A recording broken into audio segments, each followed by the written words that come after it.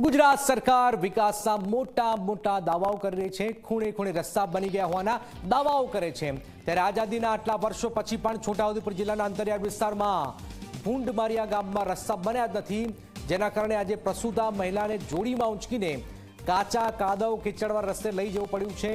મહત્વનું છે કે મહિલાની ડિલિવરી થઈ ગયા બાદ પણ રસ્તો ન હોવાથી ચાલીને અવરજવર કરવામાં ફરીથી સ્થાનિકોને તકલીફ પડી છે। 2 દિવસ પહેલા જેની પ્રસૂતિ થઈ હતી, જે મહિલાને 4 કિલોમીટર ચાલવું પડ્યું। 2 દિવસના બાળકોને લઈને મહિલા કોટબીથી 4 કિલોમીટર દૂર ભૂંડમારિયા સુધી ચાલતી ગઈ। વાહન ન ચાલી શકતા જ પગપાળા મહિલા ઘરે પહોંચી હતી। આપ જોઈ રહ્યા છો શું સ્થિતિ છે।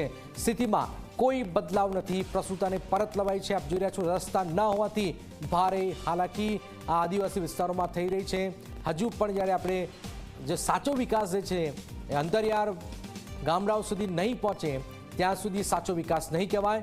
વધુ એક ઘટનાક્રમ આપણા બધા જ માટે શરમજનક આ સ્થિતિ આપ જોઈ રહ્યા છો। છોટાઉદેપુરમાં જોડીદાર વિકાસ આપ જોઈ રહ્યા છો।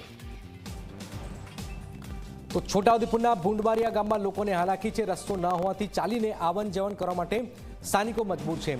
2 દિવસ પહેલા જેની પ્રસૂતિ થઈ હતી, જે મહિલાને 4 કિલોમીટર ચાલવું પડ્યું। 2 દિવસના બાળકોને લઈને મહિલા કોટબીથી 4 કિલોમીટર દૂર ભૂંડમારિયા સુધી ચાલતી ગઈ। રસ્તો ન હોવાથી વાહન નથી ચાલી શકતા। વાહન ન ચાલી શકતા જ પગપાળા મહિલા ઘરે પહોંચી હતી। આપ જોઈ રહ્યા છો અહીંયા નથી ચાલી શકતા વાહનો, માણસો પણ આપ જોઈ રહ્યા છો માંડ અહીંયા ચાલી શકે એવી સ્થિતિ છે। અને આવી પરિસ્થિતિ વચ્ચે પ્રસૂતા મહિલાઓને પારાવાર મુશ્કેલીનો સામનો કરવો પડી રહ્યો છે। ગુજરાત સરકાર દ્વારા આદિવાસી વિસ્તાર માટે કરોડો રૂપિયા ફાળવવામાં આવે છે, પરંતુ જે પાયાની સુવિધા મળવી જોઈએ આદિવાસી વિસ્તારને તે મળી નથી, જેને લઈને મહિલાઓને દુઃખ વેઠવાનો વારો આવે છે। જી 24 કલાકની ટીમ હાલ જે ભૂંડમારિયા ગામે પહોંચી છે। જે 2 દિવસ અગાઉ એક પ્રસૂતા મહિલાને રાત્રિ દરમિયાન પ્રસૂતાની પીડા થતા જોડીમાં નાખીને લઈ ગયા હતા, કેમ કે 108 ગામ સુધી આવી શકતી નથી। કાચો રોડ હોવાને કારણે 108 આવી શકતી નથી અને જેને લઈને જોડીમાં લઈ ગયા હતા।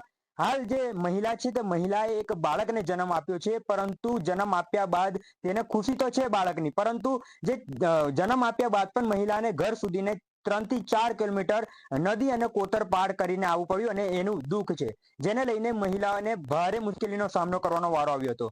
હાલ તો મહિલા વહેલી તકે સરકાર દ્વારા રોડ રસ્તા મંજૂર કરે તેવી માંગ કરી છે। હકીમ ઘડિયાળી, જી મીડિયા, છોટાઉદેપુર।